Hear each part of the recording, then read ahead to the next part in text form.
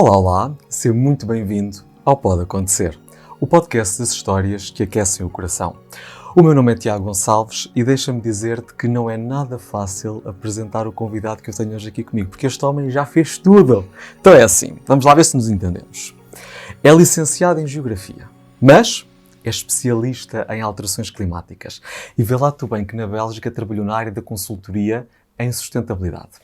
Já viveu em N países. Vou-te só dizer alguns para teres uma ideia.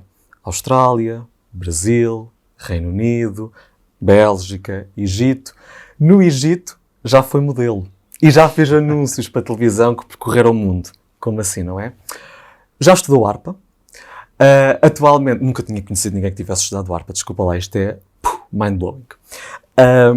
Atualmente é co-presidente do partido político Volt, e logo isto é interessante porque o Volt é o único partido que tem dois presidentes, um do género masculino, outro do género feminino, também já vamos explorar isto em maior detalhe. É comentador na área das alterações climáticas em televisão, N vezes, está sempre na televisão, este rapaz, e de facto é alguém que quer transformar o mundo, que tem vindo também a transformar o mundo. No que diz respeito às suas opções alimentares, é vegano. No que diz respeito à sua relação com a fé, é católico. Portanto, há aqui uma parafernália de características que nós vamos tentar explorar, mas para isso vamos em primeiro dar as boas-vindas ao fantástico Duarte Costa. Olá, Duarte. Olá, Tiago. Obrigado pelo convite e pela introdução. Ora, essa, seja muito bem-vindo. Duarte, temos muito para explorar. Há aqui muitas facetas tuas que eu gostava que as pessoas começassem a saber de forma mais direta, porque tu vais muitas vezes à televisão, mas não neste contexto de conhecer o Duarte propriamente dito. Por isso vamos tentar explorar aqui de uma forma diferente a tua essência. E por isso eu começo por te perguntar porquê a Geografia? És a primeira pessoa que eu conheço, assim, próxima, que é licenciada em Geografia. Explica-me lá esta paixão pela Geografia. Eu sei que sim. Olha, é engraçado porque eu, desde muito novo, desde criança mesmo, eu tinha a consciência que eu ia ser geógrafo. Muito novo é que idade? 5 anos. Uau! Eu lembro-me de, antes de entrar para a escola primária, de ir a uma exposição na escola e ver os trabalhos do meu irmão, que tem mais 4 anos que eu, os trabalhos finais de 4ª classe, por isso é que eu sei a idade, porque o trabalho final da 4ª classe dele corresponde aos meus 5 anos, e eu lembro-me de ficar fascinado com este trabalho de estudo do meio, que era os mapas dos distritos de Portugal, aqueles trabalhos que nós fazíamos com os nomes dos rios, das montanhas, da gastronomia, da capital distrito, e isso para mim foi fascinante, e eu lembro-me mesmo, como se fosse agora, esse momento de criança, estar ali e pensar, eu quero chegar à 4ª classe para fazer este trabalho eu próprio. E fizeste na 4ª classe? Fiz, e levei os meus pais aqui em Lisboa. Fomos ao turismo na Praça dos Restauradores e levámos aqueles folhetos todos das regiões de Portugal. E eu sempre adorei ir aos postos de turismo e para ter o mapa da cidade e saber tudo o que se passava. E fiz assim um trabalho ainda mais incrível que o do meu irmão, porque realmente eu investi muito. Também já tinhas visto esse. E queria fazer mais ainda com os mapas, com recortes de revista das várias... e dos folhetos das várias regiões, e depois a partir daí também surgiu o interesse da geografia do mundo inteiro, das bandeiras, das capitais, de tudo. E portanto, eu sempre sabia que geografia que era pela geografia. Era o meu futuro. Pronto, essa parte foi decidida cedinho, um homem decidido, não é? Sabia que era pela geografia. Até diz-me, e as alterações climáticas e política, porque o mestrado que tu tiraste foi alterações climáticas e política, mas não foi cá, pois não? Não, foi em Inglaterra, no Reino Unido. Ok. Na Universidade de Sussex, e foi a primeira pessoa vez... viajada, já viram? Uma pessoa viajadíssima que eu tenho aqui hoje. Na altura, em 2010, não havia nenhum programa em Portugal nesta temática, sobre alterações climáticas. Não havia nenhum? Não havia nenhum. Mesmo no ICS, que é no Instituto de Ciências Sociais, não havia ainda, que depois mais tarde foi o primeiro lugar daquilo que eu tenho a ideia da paisagem portuguesa da academia, mas que foi o primeiro sítio, e ainda não havia nessa altura. E mesmo lá, este programa em Inglaterra, foi o primeiro ano que este mestrado começou, e eu sabia que, enquanto geógrafo, aquilo que eu tinha estudado e que achava que a geografia era a melhor ciência para dar resposta a este grande desafio das alterações climáticas. Porque é a ciência que estuda a relação dos sistemas humanos com os sistemas naturais. E, portanto, compreendemos ambos, e dar resposta à crise climática é justamente fazer isso. É como é que nós precisamos de adaptar os nossos sistemas humanos para preservar os sistemas naturais e viver os sistemas humanos dentro dos limites do planeta. Foi muito bonito, sim, senhor. Muito bem explicado. Olha, tu que tiveste aqui a oportunidade de estudar tanto em Portugal como no Reino Unido, estamos a falar de sistemas de educação semelhantes, muito diferentes. Qual é que foi a tua perspectiva? Muito diferentes. Aliás, eu sempre fui um aluno que tive boas notas na escola, no secundário, terminei com uma média muito boa. Depois, no primeiro ano da faculdade, tinha também muito boas notas. Aliás, eu lembro-me da primeira, e a disciplina era sistema climático, acho que era assim que se chamava, e foi o meu primeiro teste e o meu primeiro resultado que foi um 16. E a professora estava tão negativa em relação aos resultados que eu achava que um 16 era uma nota má. Mas estava muito chateada porque a turma em geral tinha tido notas muito baixas. Muito baixas. E eu tinha sempre muito boas notas, mas quando cheguei à Inglaterra para fazer Erasmus no segundo ano, isto antes do mestrado, as minhas notas eram ali a passar à risca. Era o 11, o 10, o 12? Era 10. Aliás, na Inglaterra já se passa com um 8. Ah, é? 40%. Eu não acho isso eu nada tinha bem. tipo... Cada vez ninguém me perguntou tinha nada. 10. Para mim ter um 11 já era uma boa nota na altura. Não, mas calma, mas nós também temos que ver, eu não gosto nada de comparações, mas havia 16? Não. Pronto, tipo, ter um lá 14 era uma nota altíssima e só um ou dois é que tinham. É que tinham, portanto, também estamos a falar aqui de níveis diferentes, era digamos em assim. percentagem. Okay. Mas a grande diferença para mim é que em Portugal nós aprendemos basicamente a debitar informação, ou seja, vais ler, adquires conhecimento e depois tens de demonstrar aquilo que sabes, e se souberes muita coisa tens uma boa nota. Em Inglaterra não. Em Inglaterra isso é a nota para o que eu tinha, que era o limite, que era o mínimo, é tu saberes das coisas. Depois, para teres uma boa nota, tens que saber pensar sobre elas de forma crítica, tens que saber ter um posicionamento teu, fundamentado no conhecimento, e isso foi uma grande transformação. E ainda para mais o Erasmus, aquilo tu chegas lá e atiram-te lá para o meio e és um aluno exatamente igual aos outros, mas nunca és, porque não vens da mesma trajetória. Então, no início foi bastante desafiante e eu, como era muito estudioso, estudava o triplo daquilo que estudava em Portugal e debitava mais ainda, até que cheguei a um ponto... E tinhas notas menos boas. Exatamente, eu não estava a perceber nada e até com o meu ego e tudo mais, isso deixou-me assim muito fragilizado. Mas depois, falando com vários alunos britânicos e também alemães e de outros países que tinham uma cultura diferente, e lendo os resultados deles, eu percebi, afinal, eles nem demonstraram assim tanto, mas tinham uma... Fizeram relações. Sim. Não é relações críticas relativamente ao tema que estava a ser pedido. Exatamente. E foi aí que eu percebi, espera, eu não estou a ter boas notas, mas este é o sistema em que eu vou realmente aprofundar as minhas capacidades. E então, quando vim de Erasmus, eu pensei, bom, vou voltar, terminar o meu curso em Portugal, mas o meu mestrado, que é mais ou menos obrigatório por causa do processo de Bolonha, o meu mestrado vai ter que ser em Inglaterra. E foi aí que depois me candidatei e fui aceito para entrar neste mestrado. E aí já perfeitamente adaptado ao sistema de ensino? Já muito mais adaptado e também era um mestrado muito internacional. Não havia nenhum país maioritário. Eram todas as pessoas de todo o mundo. Eu tinha colegas que eram assessores de ministros do ambiente no Canadá, nas Filipinas, na África do Sul, no Japão. Era mesmo global e era muito interessante. Os mestrados em Inglaterra têm uma componente de debate e de conversa e não é tertúlias, é de tutoriais sobre temas e tens tutores e não sei o quê. É muito interessante com esta diversidade. E eu comecei a perceber, já também tendo essa experiência do Erasmus, como é que as coisas funcionaram, e sim, aí depois já tive notas já foram muito melhores. Que te deixavam ainda mais orgulhoso. Sim. Ora bem, estavas aqui a falar de debates, tertúlias, falar, e portanto eu acho que é chegado o momento, Dr. Duarte Costa, de jogarmos um joguinho. Tens aqui este baralho de cartas. Já te fiz o briefing há bocadinho, já sabes que esta rubrica se chama Pode Acontecer e Aconteceu. São giras? Muito giras. Com as cores do Pode Acontecer. Vou-te pedir que baralhes, se quiseres baralhar, esse baralho de cartas. Eu não sou muito bom a baralhar cartas, confesso. Está ótimo então. Só faço isto assim e pronto. Pronto, maravilha. E agora vais tirar, sem ver, 3 cartas. De onde tu quiseres. De cima, de baixo, do meio. Sem veres, claro, o que está lá escrito. Isso tem desafios, perguntas insólitas, verdades desconfortáveis. Jesus. Pronto. Foi pensado ao mais ínfimo pormenor. Ora, muito obrigado. Vou só passá-las aqui para o pé de mim para te poder... Não faz mal. Para poder então fazer as questões. Esta é a parte de quem está lá em casa está expectante para saber o que é que vai acontecer. Porque aqui tudo pode acontecer. Ora bem. Esta é fácil. Qual a última música que ouviste antes de vires para aqui? Não sei. Provavelmente foi, acho que é o Rufus do Sol, um DJ, Ok. música eletrónica. Muito bem. Começaste a tua manhã com música eletrónica? Não foi hoje, nem foi ontem. Ok. Pois, porque eu estava a achar estranho, dado que vieste comigo e nós não viemos a ouvir música. Pensei, Exatamente. quando é que ele ouviu isto? Mas pronto, muito bem. Ok, tu tiraste aqui uma carta sobre viagens. Vou ler. Ok. Indica 3 coisas que não podem faltar na tua mala de viagem. Na minha mala de viagem.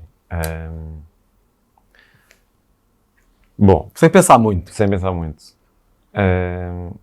A minha necessaire, Ok? porque é preciso Tudo o que lá está. tudo o que lá está.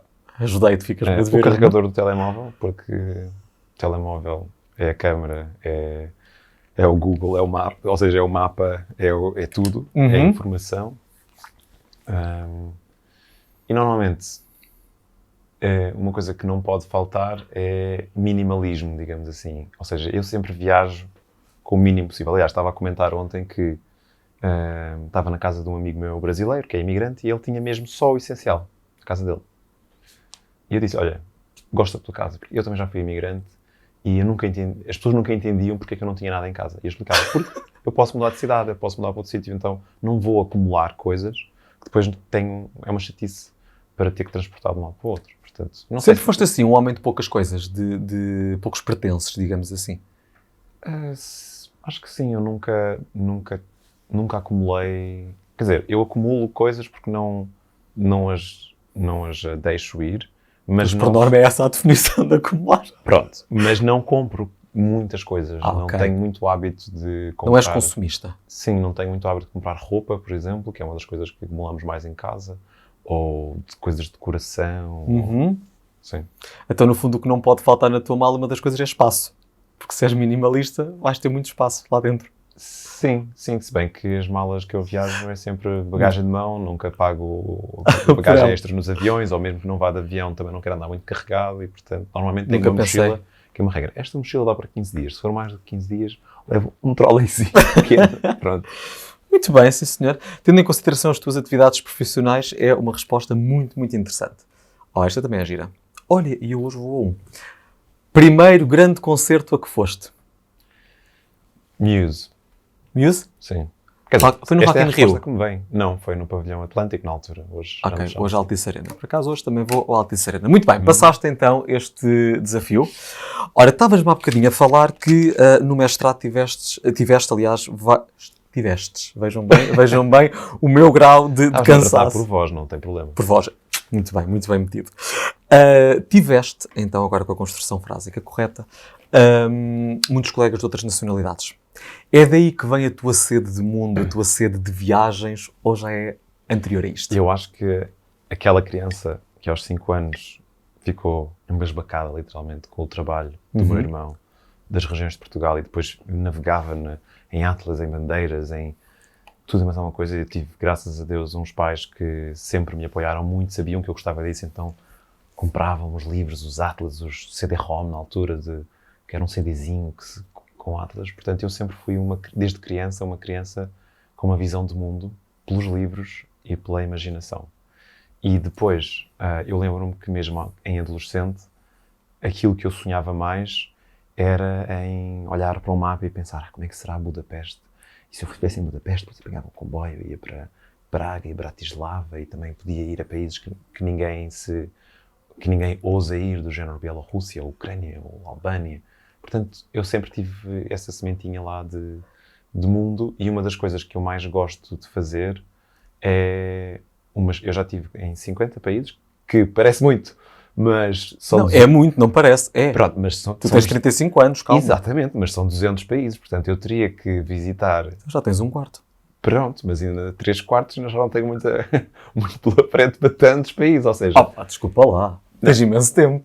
Ok, pronto. Mas o que eu queria dizer era, como já visitei esses países, há uma sensação muito própria de estar num país novo. E isso é uma das coisas que eu mais gosto, porque é uma novidade, é como se fosse começar do início, é como se fosse, sei lá, a vida agora começa aqui, porque é muito diferente. E isso é uma das coisas que eu mais gosto. Muito bem. E de facto já viajaste então muito. Aliás, acabaste de me dizer que já estiveste em 50 países. Não sabia que tinham sido em tantos. Sim, acho que é um bocadinho mais, se calhar até.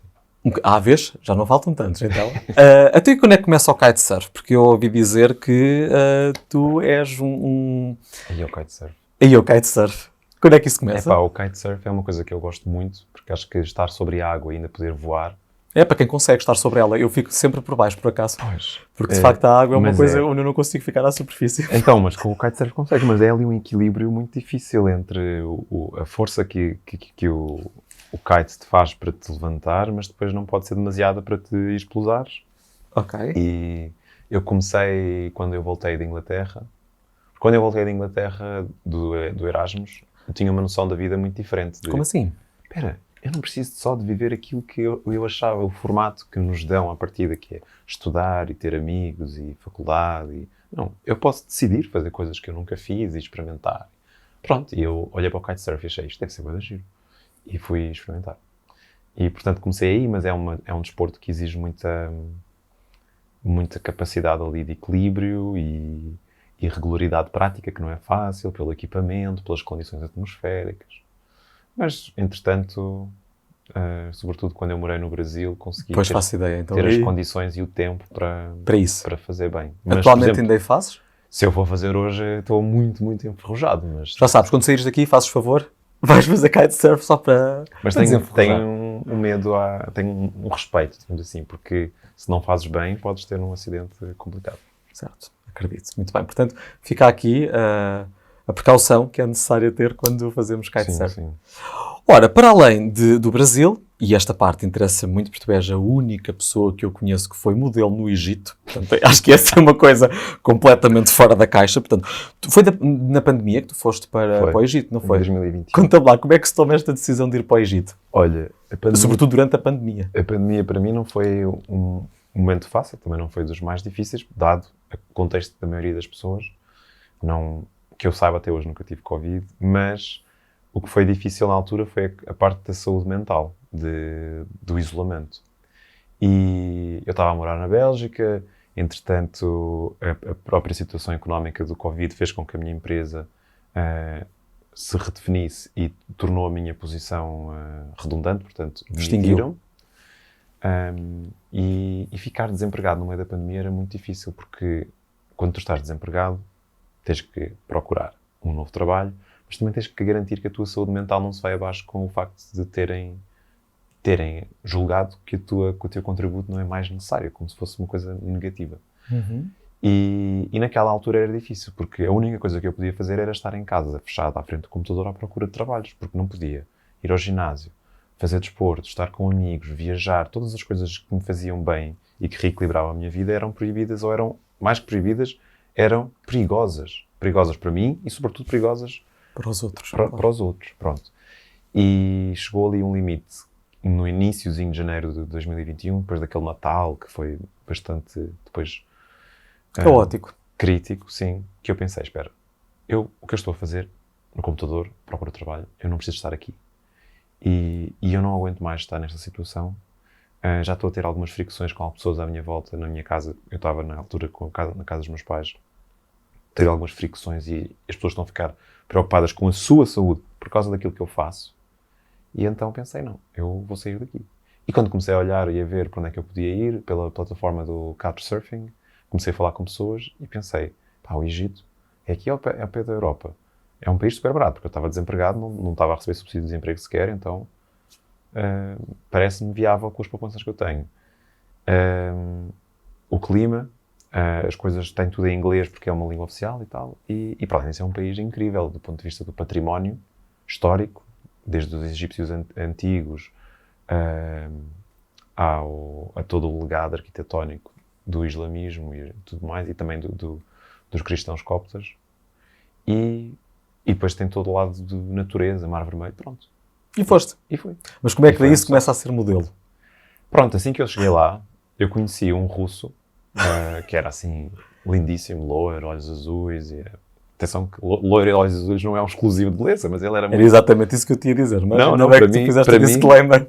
Para mim não é... Para mim, aliás, quem me conhece sabe que não é uma garantia de beleza, mas ele era muito bonito e estava a dizer, olha, eu estive na Índia, fiz filmes lá, recebia muito bem, porque havia procura por pessoas com traços diferentes e aqui também há. Pronto, e não Sim, sei os traços dele na Índia haviam de ser claramente diferentes. E no Egito, não sei se as pessoas sabem, mas o Egito é o Bollywood do mundo árabe, ou seja... Apesar de ser uma ditadura. Sim, é uma ditadura e eu também tive experiências dessa ditadura. Mas ali é onde se produz tudo para o mundo árabe, porque o árabe do Egito é o árabe mais perceptível por todos os países. Certo. E depois já há toda uma indústria ali, sobretudo Também é no o mais Cairo. turístico. Sim. Pronto, e eu pedi-lhe os contactos dos agentes e depois às tantas eu nem sequer tinha que ir aos castings. Eles viam as fotos e era, a gente quer... Os clientes diziam, queremos esta. Pronto, e então eu conciliei, primeiro fiz umas figurações nos filmes, depois fiz anúncios. Anúncios de quê? Fiz anúncios de shampoo, por exemplo, em que eu fui um cabeleireiro francês. Esse eu tinha que falar francês. Fiz anúncios de um condomínio privado, fui convidado para um anúncio da Vodafone, mas depois esse não fui porque tinha que viajar para outra cidade e tal, mas... E estava em crescendo. Estavas em crescendo e o que é que acontece? Acontece que eu fui convidado para ser, o que estavas a dizer há pouco, consultor na Bélgica, na empresa para a qual eu trabalhei, e pensei, não, se eu vou trabalhar, fui convidado e aceitei, pensei, vou começar esta função ali.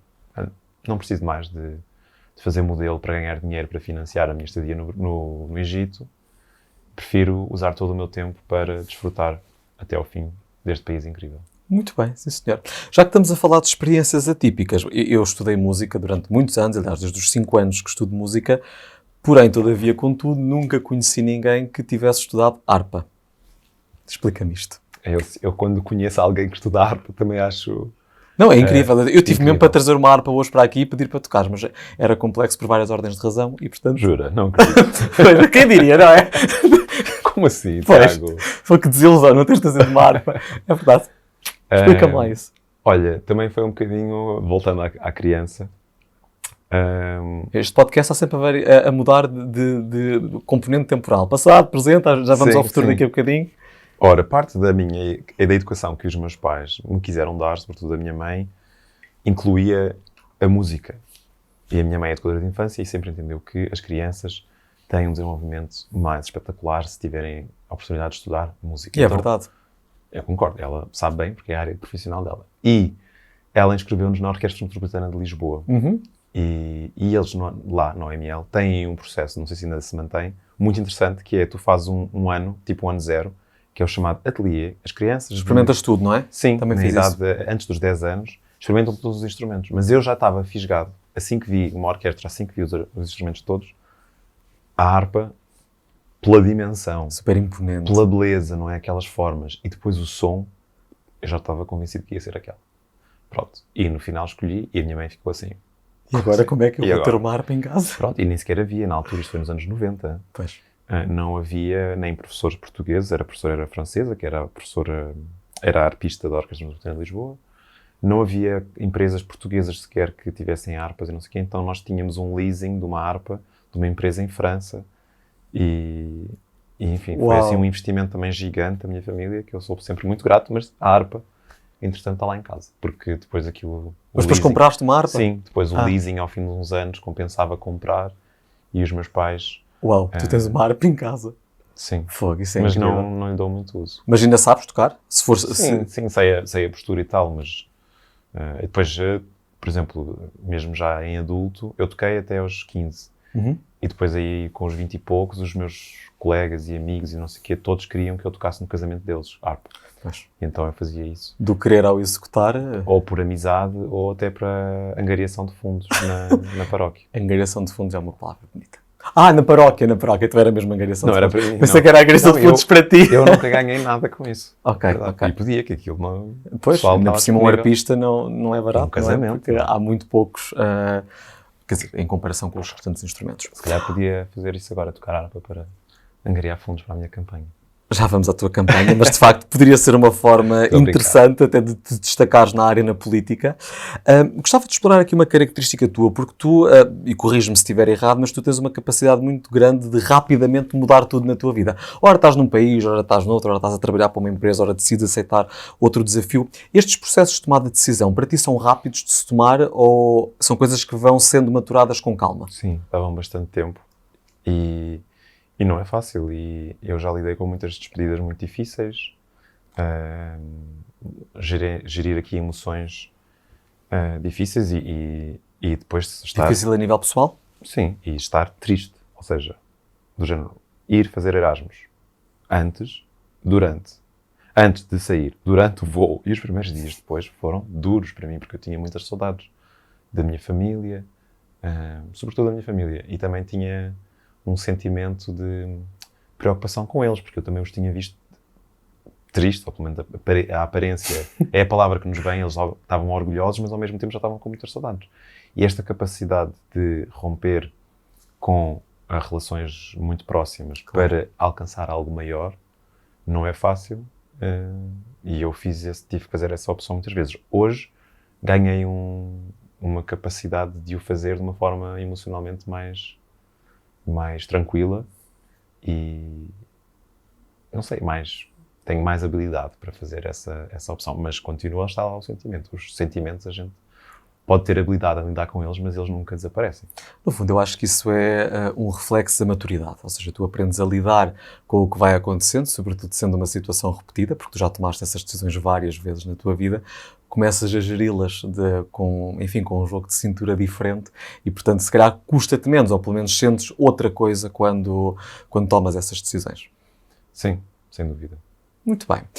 Ora bem, então, tens aqui um percurso muito rico, como temos vindo a perceber até agora. O que é facto é que, a determinado momento, a carreira política surge na tua vida. Quando? Quando é que a política aparece? Eu sempre acreditei muito na democracia e na importância que ela tem para dar resposta aos nossos desafios coletivos. Ou seja, eu lembro-me de aos 16 anos... Fogo, já ganhou a eleição. Foi um ótimo começo de resposta. Ótimo. Já viram? É isto que é um político. Não estava à espera da resposta, mas foi um início de resposta brilhante. Não, e antes que eu perca o que eu queria dizer, isto faz-me lembrar, quando eu tinha 16 anos, eu lembro-me de querer muito poder votar. Ok. Porque sentia realmente que as coisas na altura não estavam bem, já não me lembro exatamente onde é que estavam quando eu tinha 16 anos, mas eu lembro-me de querer votar e sentir-me muito empoderado, muito powerless, impotente, de não poder votar. Lembro-me de ter conversas com a minha avó que não percebia a importância de votar, ou não via a importância de votar, e eu falava com ela, tentava comunicar, e ela no final ia votar. Normalmente era quase o voto dela era para que eu pudesse votar. Era assim, uma coisa que eu gostava muito, mas depois a partir daí a minha avó votava sempre, depois dessas conversas. Mas, portanto, isso começa desde cedo. Passar para o lado do eleitor, mas do potencial eleito, e isto é uma coisa que eu reforço sempre quando vou às escolas, a falar sobre a democracia, é que a democracia não nos permite apenas votar, a democracia também nos permite ser eleitos, ou seja, a democracia também nos permite a nós, qualquer uma pessoa... Um papel ativo. Sermos nós que estamos na mesa que se toma decisões, porque nós temos uma cultura democrática muito de estar ativo, votar em X tempo, 4 em 4 anos ou 5 em 5 anos, e de exigir do lado de fora da mesa, ou seja, do lado de fora do edifício, com manifestações, competições. Tudo isso é a democracia. Mas nós podemos ser a pessoa que se senta na mesa das decisões, ou podemos ativamente contribuir para decidir quem são as pessoas que tomam essas decisões. E essa transferência, digamos, de fora do edifício para dentro do edifício, se bem que eu ainda não entrei em nenhum edifício. Mas estás a fazer o processo para isso? Estou a fazer esse trabalho. Isso aconteceu em 2021. 2021. Portanto, 2020, também... aliás, final de 2020. Muito bem. Que é quando o Volt aparece na tua vida ou ainda antes disso? Foi quando o Volt apareceu na minha vida. Foi quando eu decidi juntar-me ao Volt. Muito bem. Porquê que achas que atualmente, e de facto isto não é uma questão de achar, é uma questão factual, mas gostava de ter a tua interpretação perante a mesma, o que é facto é que atualmente nós verificamos uma taxa de... agora ia dizer absentismo, muito elevada no nosso país. E não é só no nosso país, é um pouco por toda a Europa, mas agora vou-me focar na esfera nacional. De algum modo, desresponsabilizamos, porque é isso que, em última instância, em que se traduz esse ato, da vida política. Porquê que achas que isto acontece, Duarte? Eu acho que a nossa democracia é uma enorme conquista do 25 de Abril. Certo, sem dúvida. E é devida muito a partidos tradicionais, o PS, o PSD, são os dois maiores. Todos estamos muito gratos por isso, mas a forma como esta democracia foi se desenvolvendo, e vamos celebrar daqui a uns meses 50 anos de democracia em Portugal, tem deixado muito aquém as expectativas e, sobretudo, a experiência do que é uma democracia. Ou seja, as pessoas não sentem que vários dos seus problemas crónicos estão a ser respondidos. Certo. Inclusive, sentem que, se calhar, as coisas estão piores hoje do que já estiveram. Estamos a falar, por exemplo, se falarmos do SNS e da capacidade de dar resposta às pessoas, e a saúde é uma coisa elementar, não é? As pessoas podem sentir e sentem certamente que as coisas não estão tão bem como já estiveram e, sobretudo, não estão tão bem quanto aquilo que deveriam estar, sendo nós uma democracia europeia. E poderia aí falar de outros temas, o da mobilidade sustentável. Já vamos falar já também. Sabes que é um tema que eu gosto muito. Portanto, eu acho que as pessoas não votam por dois motivos. Isto também é aquilo que vários estudos apontam. Um é porque sentem que o seu voto não muda nada, porque ou não conseguem eleger quem gostariam que elegesse devido às características do nosso sistema eleitoral. Se tu viveres fora de Lisboa e no Porto, são poucos os partidos que conseguem eleger a Assembleia da República, e há muitos votos que vão literalmente para o lixo. Ou porque sentem que não sentem que existe uma... Não sentem a motivação de porque é que eu vou sair de casa para votar naquela pessoa, o que é que ela vai alcançar por mim, o que é que ela já alcançou por mim, ou pelo nosso coletivo, ou por aquilo que eu acho que é prioritário. Mas não é por não ter alcançado que não vai alcançar. Sim, mas a pessoa precisa de ter uma relação construtiva com a democracia, que a fração de portugueses que vota regularmente tem, ou seja, de perceber que mesmo que as coisas não estão bem, o SNS não está bem para ninguém, na minha opinião. Mesmo para as pessoas que votam, mas as pessoas que votam têm uma mobilização de perceber que, ok, mas eu também tenho que fazer a minha parte e eu acredito que o meu voto pode contribuir para algumas mudanças. Até porque se tu não votares não podes opinar sobre aquilo que está a acontecer porque desresponsabilizaste do teu dever cívico, não é? Sim, podes sempre, não é? Podes, com certeza, claro que podes, mas não é tão legítimo. Mas não é tão coerente, porque se não estás a votar... E eu digo sempre também, voltando às escolas, às universidades onde tenho estado, que nós a nossa geração, durante muito tempo, disseram temos que votar, porque a democracia é um dever, vota em qualquer um, mas vota. Não, em qualquer um não. Pronto, e eu digo sempre, nós precisamos de mais do que ir votar, a democracia funciona assim, nós precisamos de todos nós mobilizar as pessoas à nossa volta, não só para ir votar, mas para ir votar em projetos que nós acreditamos que vão de encontro à visão de sociedade que temos. E isto não é comunicado em geral, há muitas pessoas que são ausentes dessa lógica e depois a nossa sociedade tem muitas desigualdades, não é? Claro, e cada vez mais, aliás, a assimetria social é cada vez maior, não é? Não só de rendimentos, mas de género, de integração na sociedade e, portanto, as questões políticas e de aspiração do futuro muitas vezes não estão na linha de preocupação da maioria das pessoas que têm outras preocupações mais prementes na frente e que não têm espaço para isso. Portanto, a democracia tem que se reinventar e eu acho que é com novos projetos políticos, novas caras, novas lideranças, novas formas de encarar o futuro, que a democracia se pode reinventar e tornar-se apelativa e não só algo que é apelativo, mas algo que diz respeito a todos. A todos. Porque para esses projetos existirem, para essa renovação existir, todos têm que se mobilizar. Claro. Não só a votar, mas a mobilizar-se para termos um resultado eleitoral compatível com o futuro que queremos alcançar. Claro. Duarte, porquê que o Volt tomou a decisão de ter dois presidentes? Um do género masculino, outro do género feminino. É o único partido que faz isto, certo? Estatutariamente, sim. Até onde eu sei. Nós estamos só a aguardar a decisão do Tribunal Constitucional, que já foi enviada para os novos estatutos que têm essa característica. O Volt funciona assim em toda a Europa. Desde a liderança europeia às lideranças nacionais e mesmo agora que estamos a eleger os cabeças de lista nos vários países onde vamos concorrer, é muito bom ver que ninguém orientou ninguém a dizer que tem que ser assim, mas na cultura de se trabalhar do Volt, todos os países praticamente estão a apresentar uma dupla de dois géneros, como aqui em Portugal também fizemos. Aqui em Portugal nós achamos que uma co-liderança é fundamental por vários motivos. A liderança de um partido é a voz desse partido para fora e nós para sermos voz, para representarmos, temos que abraçar a diversidade daqueles que representamos. Claro. E não podemos representar a sociedade como um todo se formos todos homens, que é o normal, que é o mais recorrente na política. E então ter essa dualidade de géneros é muito importante para podermos representar toda a gente. Depois é muito importante para as decisões que fazemos, não só de representação, terem ângulos de pessoas que têm sensibilidades diferentes e normalmente género é uma característica que faz com que as pessoas olhem para o mundo de formas diferentes. E nós costumamos dizer que duas cabeças pensam melhor que uma, e na política, eu e a Ana dizemos sempre, duas cabeças lideram melhor do que uma. E depois permite-te desdobrar-te, não é? Ou seja, se eu não puder fazer uma coisa, a Ana talvez pode ser uma pessoa que pode, ou vice-versa. Podemos complementar características, porque um líder tem de percorrer uma série de capacidades, desde comunicação, liderança administrativa, organizacional, não é?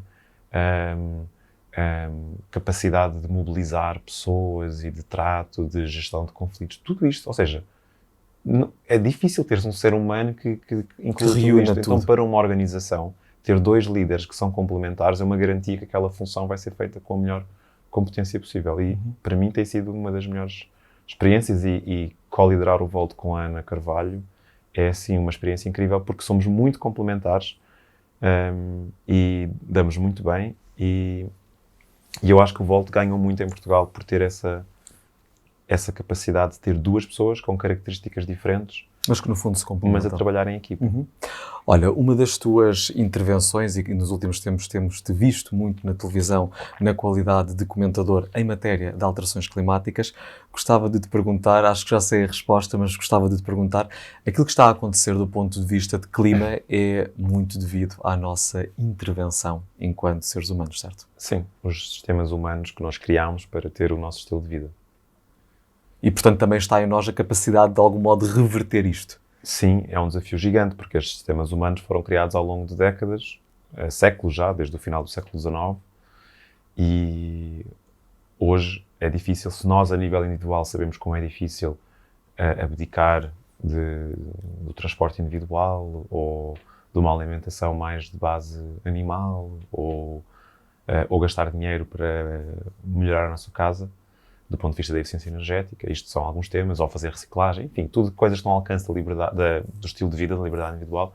Fazê-lo a nível coletivo é muito difícil, e também as nossas democracias não estão propriamente aptas a fazê-lo na medida do necessário. Como assim?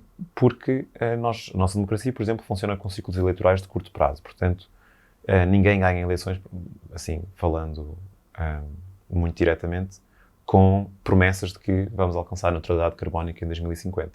Porque as pessoas estão preocupadas com os problemas agora. Há muitas empresas, claro, não é o governo, mas há muitas empresas que já têm isso na sua política de sustentabilidade, sim, não é? E os governos também. Portugal tem uma lei de bases do clima, mas esse para mim é um dos problemas, esse para nós no Volt é um dos desafios até no nosso programa eleitoral, que é, nós, por exemplo, a nível de políticas europeias, temos já um conjunto de metas e de leis que nos colocam rumo a descarbonizar. Mas depois, para já, estamos muito no plano do papel, ou seja, da legislação, não propriamente da aplicação.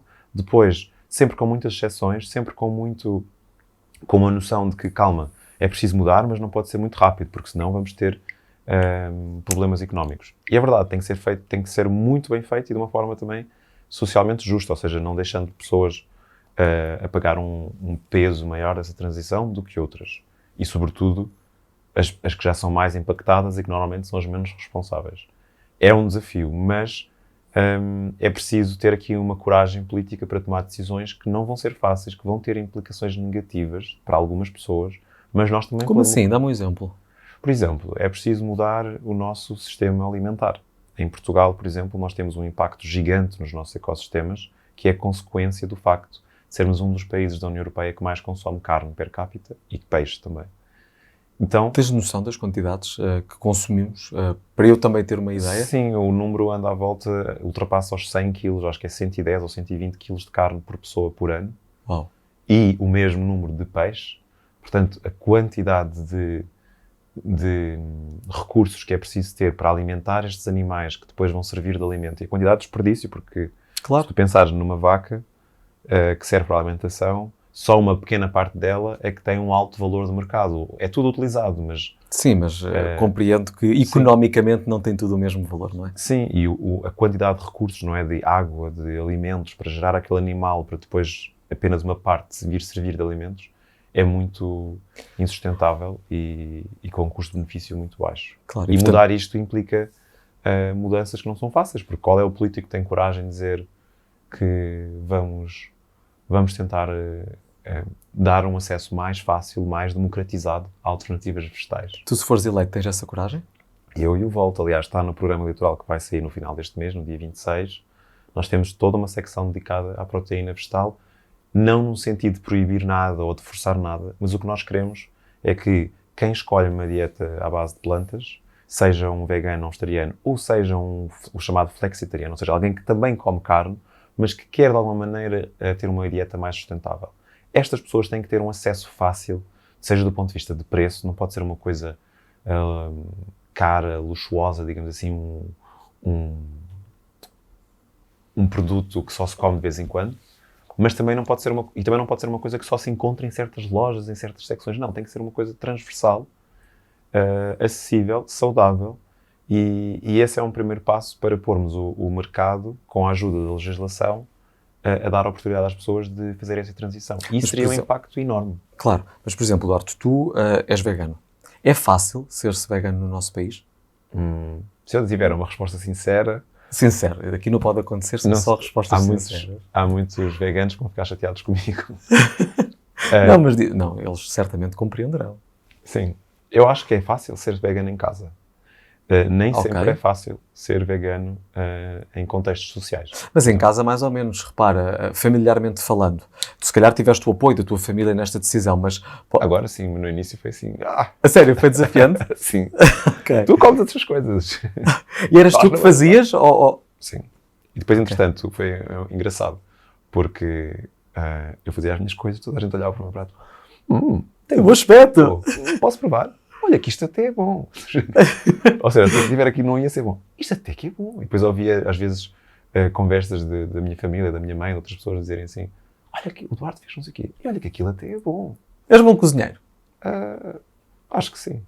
Okay. Eu gosto da minha comida e normalmente o feedback é positivo. Mas acho que tenho perdido capacidade porque tenho cozinhado menos e menos. Pois tens que praticar, senão esses elogios deixam de existir. Pois. Então, mas achas que ser-se vegano fora de casa, no nosso país, é difícil? Porquê? Porque os estabelecimentos de restauração, cafés, restaurantes, etc., a não ser os que são veganos, que têm tido dificuldades até de manter-se abertos, e, aliás, a pandemia foi muito madrasta para este segmento, porque muitos não voltaram a abrir, os restaurantes que não são necessariamente veganos ou vegetarianos têm opções, nem sempre têm opções e muitas vezes têm opções desinteressantes, nutricionalmente mal pensadas, normalmente sem proteína vegetal ou com exagero de carboidratos. É uma saladinha. Ou uma saladinha, ou um hambúrguer com um hambúrguer de carboidratos. Imagina, um hambúrguer que é pão.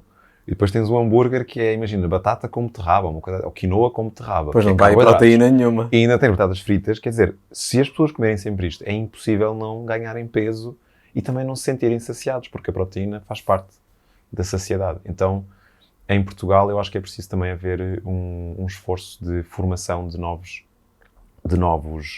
chefes e dos restaurantes, dos atuais restaurantes e chefes, numa perspectiva construtiva e de uma forma que não estou a dizer de obrigar ninguém a ser vegano, mas pelo menos que as pessoas que o sejam, veganos, vegetarianos, flexitarianos, que já são 10% já agora da população portuguesa, as pessoas que querem ter uma alimentação de base vegetal, em diferentes níveis de frequência, digamos assim. Mas estas pessoas deveriam poder ter a alimentação que querem viver, que querem ter, que é uma alimentação que nós, como coletivo, queremos apoiar. Isto é importante de dizer, porque os nossos sistemas, os nossos ecossistemas, a nossa economia, com menos importação, com menos impacto, com menos desperdício de água, por exemplo, todos nós beneficiamos se este segmento de pessoas aumenta. Então nós temos que garantir essas condições que são de igualdade e de respeito até por essa forma de estar que é coerente com os limites do nosso planeta. Claro. Antes de avançarmos aqui para um último segmento do nosso podcast, estou-te a ver a falar com tanta serenidade e há uma coisa que me remete sempre para a serenidade, que é a Yogi Tea. Sabes que a Yogi Tea é uma marca que eu adoro e que patrocina o Pode Acontecer. Enviaram-te aqui uma prendinha, um saquinho com vários... Sabes, outra coisa que eu fiz durante muito tempo foi yoga. A sério? Sim. Pronto, a Yogi Tea preza muito o equilíbrio entre corpo, mente, espírito e de facto tens aí várias seleções de infusões. Olha, Christmas Tea. Um para o Natal, que é a altura que se bebe muito chá. É verdade. Muito bem, obrigado. Ora essa. E obrigado à Yogi Tea por ser parceira do Pode Acontecer. É uma marca que, como eu disse, eu gosto muito e que recomendo. Olha, Duarte, tu és também católico e agora hesitei nesta formulação de pergunta porque é de facto muito interessante a forma como tu vives a tua fé. Qual é que é a relação que tu tens atualmente com a Igreja? Que transição do yoga para... Não, é espiritual também. Olha, é verdade, é verdade. Eu cresci sempre num espaço de uma família católica e a frequentar a igreja. E sempre tive uma relação com a igreja católica a partir da célula primeira de contacto, que é a comunidade, que é a paróquia. E eu sempre me senti muito bem na minha paróquia, aqui em Lisboa, na Amechoeira. E sempre senti que havia ali uma comunidade que me despertava muita curiosidade, que era, estas pessoas são tão diferentes, não é? Sobretudo, aos meus olhos eu via diferenças de extrato social, porque tinha as pessoas que viviam em condomínios privados e tinha as pessoas que moravam em bairros de reabilitação. A Meixoeira é uma freguesia muito heterogénea nesse aspecto. Tinha as pessoas que eram imigrantes, que normalmente não têm o mesmo nível de inclusão na nossa sociedade, vivem seja no trabalho, seja fora do trabalho, sempre num núcleo muito de imigrante e não nos mesmos espaços que os não imigrantes, digamos assim, os nativos. E ali não. Ali todos se dão uns com os outros, todos colaboram e todos se mobilizam para algo comunitário. Esse sempre foi um ponto que me fez sentir-me sempre muito bem-vindo e com vontade de voltar a estar. E depois, obviamente, a dinâmica espiritual, individual, eu acho que a religião, a espiritualidade, é ter uma relação com o divino, com Deus. A tua é uma relação pacífica? Ou seja, estás bem com a relação que tens com Deus? Sim, tem altos e baixos, tem alturas que é mais frequente, tem alturas que é mais infrequente, mas uma das coisas que também sempre me fez pensar que deixar de ser católico para passar a ser agnóstico, por exemplo, nunca me fez muito sentido, porque eu sinto que a espiritualidade é uma dinâmica necessária e que faz parte da vida de milhões de seres humanos ao longo da nossa passagem. E é uma dimensão tua, não é? A espiritualidade faz parte de todos nós. Podemos escolher vivê-la ou não, podemos escolher vivê-la em maior proporção ou não, mas ela está cá. Sim. Sim, é isso. E para mim é uma dimensão que eu quero tê-la. Eu sou sincero e nem sempre sou assíduo na prática, sobretudo daquilo que são os hábitos de um católico, de ir à missa e de certas orações. Por exemplo, o ser simpático com alguém, o ajudar alguém, o ser bondoso com alguém, não é uma prática espiritual e até católica? Sim, sim. E mesmo as ideias de justiça social, de igualdade, de combater a discriminação, combater o ódio, tudo isto são coisas que para um católico deve, e é certamente, aquilo que nós aprendemos, no caso da religião cristã, católica, do exemplo de Jesus, que é um exemplo de amor, de perdão, de inclusão. E isto eu acho que nos deve inspirar, e pode inspirar a quem quiser, a coletivamente avançarmos para um modelo de sociedade que todos desejamos, querendo ou não, sendo ou não católicos, sendo ou não religiosos. Tens facilidade em perdoar? Essa expressão foi incrível. Olha, esta expressão é porque perdoar não basta dizer, eu perdoo. Não, perdoar, para mim, até uma noção, talvez católica, é mesmo foi por isso que eu perguntei garantir que aquilo que aconteceu contigo, que não foi justo para ti, ou que foi ilegítimo, que aquilo não existe mais. Que aquilo não te condiciona. Mas isso tu nunca vais conseguir garantir. Então, mas ou pelo menos o perdoar no sentido pleno da palavra é isso, e é possível em alguns casos. Em alguns casos pode não ser possível. Quando a tua carga emocional ligada a esse ato ilegítimo ou a esse ato injusto não te permite. Mas quando tens uma capacidade de ver além daquilo, tu podes querer também seres uma parte interessada em não deixar que aquilo te afete tanto na relação com aquela pessoa. Pronto. E isso é perdoar. Em alguns casos consigo, noutros casos fico ali a batalhar, mas o meu princípio é que eu tenho que perdoar. Ou seja, a minha regra é, se alguém se arrepende e me pede desculpa, agora é o meu dever perdoar. Eu levo o tempo que demorar. Sim. Até se ninguém te pedir desculpa, é possível eu perdoar sem outra pessoa reconhecer que aquilo não foi a melhor atitude? Sim, aí já faço isso para mim próprio. Ou seja, não estou a perdoar a pessoa para ela se sentir perdoada, eu estou a meio que... Libertar-te disso. Sim, estou a criar um perdão da minha relação com aquele ato e isso ajuda muito. Há bocadinho, quando te perguntava a tua relação com a Igreja, e gostava de ter esta visão porque tu tens opiniões muito bem fundamentadas e é muito fácil seguir o teu raciocínio. Como é que tu lidas com os escândalos que nós muitas vezes ouvimos associados à Igreja, e tu tens uma relação espiritual católica muito forte e muito bem sustentada e justificada, como acabaste de o fazer? Como é que tu lidas quando estes escândalos vêm a público? O que é que tu sentes?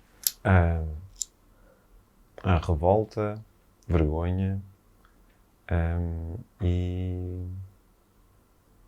talvez alguma esperança que essa lufada, que essa bufetada seja uma oportunidade de renovação.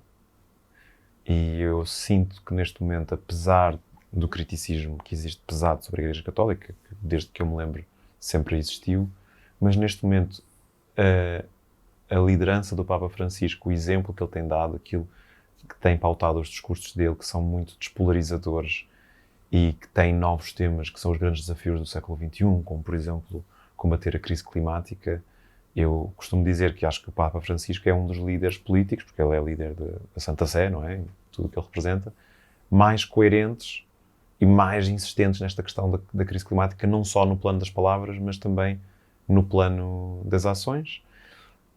Também no combate ao populismo e à manipulação das pessoas através das suas vulnerabilidades. Eu acho que o Papa Francisco, quando fala desta ameaça do populismo, que é uma ameaça que paira muito entre católicos, sobretudo os ultraconservadores, ele é muito construtivo nessa forma de colocar um populismo como um aproveitamento e uma manipulação de vulnerabilidades emocionais para fins próprios, para jogos políticos e jogos de poder. Eu acho isso, a forma como ele faz, brilhante. Mas eu acho que a Igreja Católica, eu costumo dizer que o Papa Francisco precisa da ajuda da Igreja, ou seja, ele é o líder. Não basta que ele pense assim, é preciso que a estrutura acompanhe. Exatamente. Ele pensa, ele comunica, ele dá o exemplo. Também não é perfeito e também há coisas que ele diz que eu discordo. Ele é uma pessoa. E que são reflexo de uma geração que tem uma visão das coisas ainda pouco crítica em relação à nossa geração. Mas eu acho que ele tem esse exemplo e agora precisa que a Igreja evolua e siga sob a liderança dele. E isso não é muito fácil. Ou seja, se calhar antes do Papa Francisco achava-se se tivesse assim um Papa assim assado, a Igreja ia mudar. E ele chegou. Pronto, ele chegou. Até, se quiseres, de uma perspectiva mesmo católica, Deus escolheu um Papa assim, que fala de crise climática. Aqui o tem. Que fala de inclusão, que diz que as pessoas trans têm lugar na Igreja, que as pessoas gays têm lugar na Igreja. Que fala isto tudo. Que quer ver mais mulheres em posições de liderança. Ele diz isto tudo. Ele é amado pelas pessoas dentro e fora da Igreja, mas há toda uma estrutura que tem que acompanhar isto, claro que sim. E a Igreja é uma instituição que estava aqui antes de Portugal, por exemplo. Claro. Sim, é verdade. É muito difícil de humanamente mudar estas coisas. Mas acho que o trabalho é para começar ontem, portanto, ficar de fora, ou, aliás, eu como católico, ficar de fora, ou ficar só na base da crítica, ou espero que os outros façam uma mudança, não é a minha forma de estar. Claro. Gostava ainda de fazer não é uma última pergunta, porque a última é sempre a mesma, mas gostava de te perguntar, porque é algo que tu tens falado muito na esfera pública, que é a questão da mobilidade.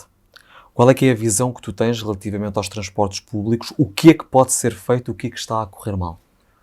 Olha, a mobilidade leva-me para... Também é uma forma de liberdade. É isso mesmo, leva-me para uma ideia core, assim, e central daquilo que é a minha aspiração política e que é 100% respaldada na do Volt.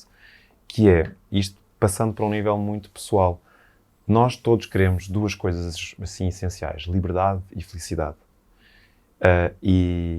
E eu acho que nós somos e seremos plenamente livres e felizes quando vivermos num mundo em que à nossa volta as pessoas também são, à sua maneira, livres e felizes.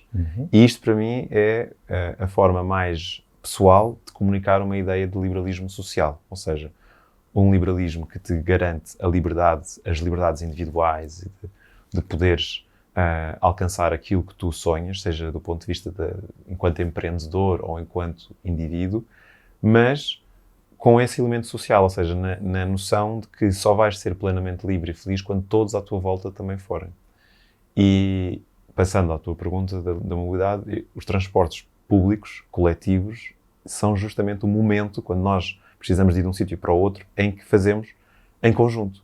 E ao fazê-lo em conjunto, estamos a fazê-lo de uma forma melhor para todos. Melhor para o planeta, como sabemos, para começar, mas também melhor para a nossa carteira e a carteira de cada uma das pessoas que vai naquele transporte e a carteira do país como um todo, porque custa muito menos dinheiro ter um autocarro a ir do ponto A ao ponto B do que coletivamente tudo o que nós gastamos com 20 carros ou 50 carros. Isto para simplificar. A minha visão de mobilidade sustentável é a aspiração de vermos Portugal não só aproximar-se daquilo que são os padrões de mobilidade noutros países onde eu já tive a sorte de morar, e não só pelos transportes públicos, mas também pelas bicicletas e pelas ciclovias, mas até ir além disso. Portugal pode ser um país muito mais apelativo para se deslocar desta forma. Como? Se tivermos, por exemplo, uma rede de transportes públicos intermodal, ou seja, que está super bem pensada, como já temos nos países, em que tu, se vives num determinado sítio e trabalhas no outro, tu invariavelmente vais-te deslocar a um determinado ponto para trocares e rapidamente chegares a outro determinado ponto que depois serve aquela zona. E se tu fizeres isto de uma forma muito rápida, confortável e fiável, ou seja, tens transportes, mesmo que seja à noite, mesmo que seja num dia feriado, tu vais perceber que ter um carro é um fardo. E isto é um sentimento em muitas cidades europeias, mas aqui não existe. Aqui é ao contrário. Não ter carro é que pode ser um fardo para muita gente. E porquê é que é um fardo nessas cidades? Porque leva-te mais tempo de viagem, porque depois tens dificuldade em estacionar, porque te custa muito mais dinheiro, porque é uma chatice, porque tens de ir a conduzir e não podes estar a trabalhar, a dormir, a conversar no telemóvel, a fazeres o que tu quiseres.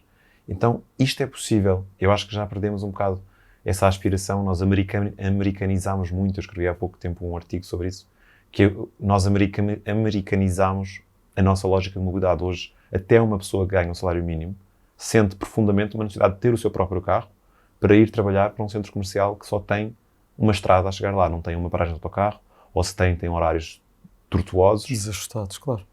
E, portanto, nós estamos a roubar o poder de compra das pessoas ao exigir-lhes que elas tenham uma coisa tão cara e tão, eu não quero chamar egoísta, mas é um transporte individual, ou seja, é todo um recurso que é colocado ali em toneladas de peso para um uso individual.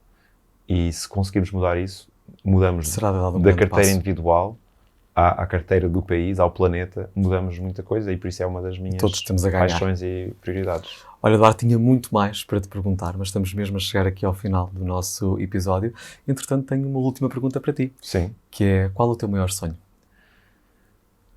O meu maior sonho é que nós consigamos viver numa sociedade em que todos somos livres e felizes à sua maneira, como eu meio que acabei de dizer, e para isso que nós consigamos, ao longo deste século, mudar aquilo que temos que mudar para vivermos dentro dos limites do planeta, para que quem vem depois de nós tenha este planeta incrível que nós temos para desfrutar e que consigamos em termos coletivos, garantir que temos um sistema mais democrático ainda do que já temos, onde as pessoas têm mais liberdade e uma liberdade que nos impele à responsabilidade. Porque sem responsabilidade, a liberdade passa dos limites. Quando passa dos limites, passamos a querer condicionar a liberdade dos outros, passamos a ter preconceitos sobre os outros e isso tudo está a colocar a democracia em causa. Então, em duas palavras, o que eu quero é que nós possamos viver em democracia, mas uma democracia plena que funciona e dentro dos limites do planeta. Muito bem, muito obrigado. Gostei muito de te ter aqui. Agradeço, Tiago. Muito boa sorte. Vai tudo certamente correr-te muito bem, porque és um homem muito ativo e empreendedor, portanto, certamente tens um futuro brilhante pela frente. Obrigado, foi um prazer. Entretanto, quem está desse lado, resta-me agradecer por nos teres, aliás, estado a acompanhar. O que é que eu agora te vou pedir? Like, comentário, partilhar e subscrever o canal. Acho que é o mínimo que tu agora podes fazer depois desta conversa incrível. Até lá, já sabes que vou estar a preparar o próximo episódio. Portanto, espero por ti no próximo episódio do Pode Acontecer e lembra-te sempre que também pode acontecer contigo.